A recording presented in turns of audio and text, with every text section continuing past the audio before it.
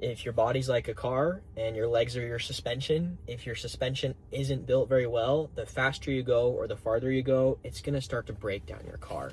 So a big problem that has happened in a lot of like the running communities that I've seen is an IT band flare up. Which basically is like there's a sharp pain in the side of your knee and it's excruciating and you can't run and it ruins your form, and then also you feel like you're injured, but then in a couple hours it kind of disappears before your next run and you're like, what just happened to me? I first noticed this after I got done with the 24-hour challenge with all my buddies.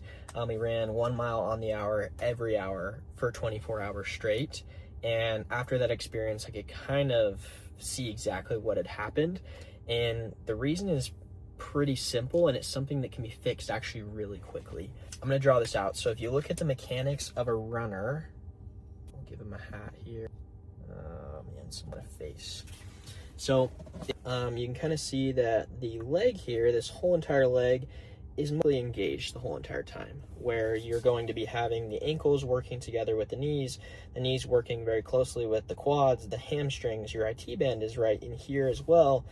And the thing that happened to me, and I noticed, is coming from playing other sports and coming from a lifting background, you have very, very, very dominant quads. Your quads are super, super strong, and most of the time they're not as strong as your hamstrings.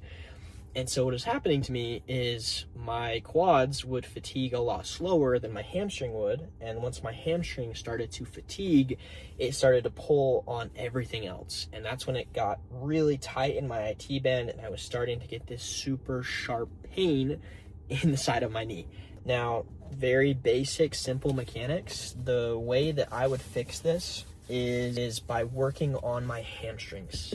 In order to do that, you can be at your house, you can be at the gym, but the number one thing that I started to do and implement was the Romanian deadlifts. So check it out. The goal here is to target your glutes and your hamstrings. Just keep a slight bend in your knees and focus on one thing, pushing your hips back. You want to lower the weight just past your knees, feel the stretch, and then drive your hips forward to stand. To-do list item for runners going forward after this is you need to be working on these hamstrings at least once a week.